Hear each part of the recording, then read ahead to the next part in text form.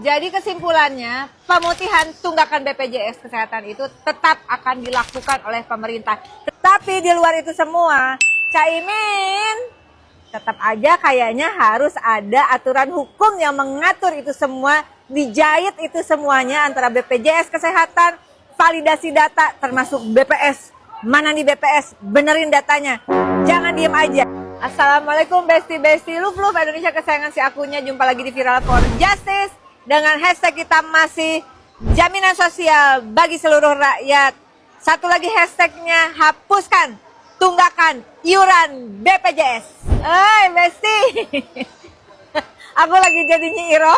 Mana ini? Nyi Ici. Beda.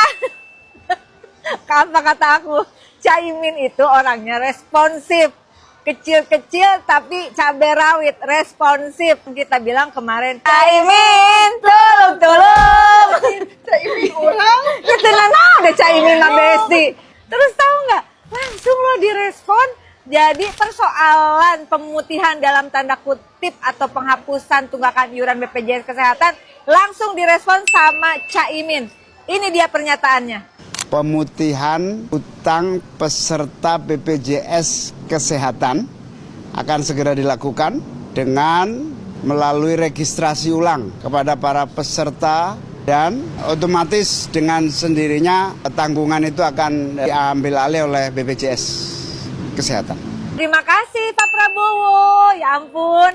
Dan dari apa yang disampaikan oleh Caimin, artinya ada beberapa poin penting. Pertama itu tadi, pemutihan akan tetap dilakukan oleh pemerintah. Yang kedua, diawali dengan registrasi ulang. Nah, besti-besti dimanapun berada, yang ada tunggakan BPJS, segera datangi kantor BPJS, registrasi ulang. Dan kemudian yang ketiga, pembenahan manajemen BPJS, khususnya BPJS Kesehatan. Jadi, besti Indonesia harus tahu duduk perkaranya. Meskipun kemudian keluar aturan hukum dari Caimin, Menko kita, tapi kemudian juga katakanlah keuangan sudah dijanjikan oleh Pak Prabowo dan sudah disampaikan oleh Kang Purbaya, itu akan mengalirkan aliran dana kalau dibutuhkan 20 triliun dari APBN. Kalau BPJS Kesehatannya pun sudah siap, tetap saja apa yang harus diperbaiki? Data. Caimin bicara sudah jelas.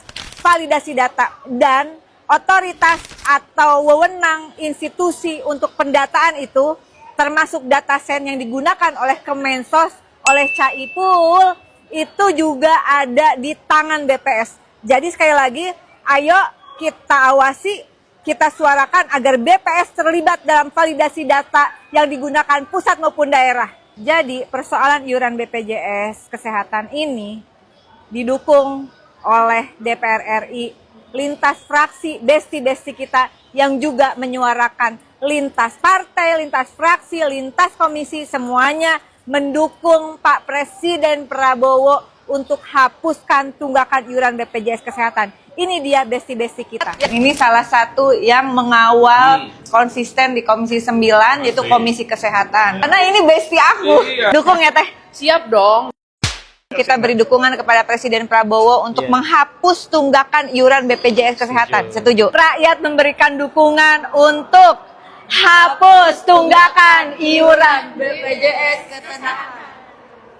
Ini udah bener loh yang disampaikan sama Caimin. Jadi memang harus diperbaiki dulu datanya. Pemerintah daerah juga segera membantu pendataan, verifikasi, validasi data penerima bantuan iuran dan data warga yang mandiri yang sudah tidak mampu untuk segera dialihkan ke peserta penerima bantuan iuran. Dinas Kesehatan, Dinas Sosial, kemudian berkoordinasi dengan Kemensos Pusat dan juga nanti setelah diperval oleh Kemensos data itu diverifikasi dengan BPJS Kesehatan. Dan artinya di mana nih BPS? Semua data itu dimulai dari BPS yang sekarang disebut dengan datasen. Tetap berjuang Indonesia, tetap suarakan, jangan julid kalau ada yang kritisi BPS. Jadi sekali lagi, BPS itu Badan Pusat Statistik, tetapi datanya digunakan sebagai acuan semua kebijakan. Sekali lagi terus bersuara, si akunya juga akan tetap terus bersuara. Dan juga yang penting adalah kalau si akunnya diapa-apain gara-gara bongkar data BPS dan ada kemungkinan indikasi kuatnya, ini terima kasih PPATK yang terus mengejar perbaikan data dan juga indikasi data palsu itu digunakan untuk mengendapkan APBN, bansos dan seterusnya. Jadi artinya ini bukan persoalan yang mudah. Bukan sekedar tunggakan iuran BPJS yang harus diputihkan. Ada persoalan dasar data negara yang harus dibenahi. Terima kasih Pak Presiden Prabowo yang terus menyuarakan juga perbaikan data dasar Indonesia. Caimin, Kang Purbaya, Prof. Gufron, kita akan perbaiki semuanya. Juga Komisi 9, terima kasih. Udah kepanjangan nih Iroh ngomong. Mudah-mudahan gak bosen ya dengerinnya. Karena parlemen itu, anggota DPR itu disebut anggota parlemen. Dasar katanya parle artinya bicara. Dan harus bicara berdasarkan fakta dan data. Jadi kalau ada anggota DPR alias anggota parlemen yang justru nggak bicara, menurut Nyi Iroh itulah yang bermasalah. Bener nggak Besti? Salam sopan Indonesia. Mwah!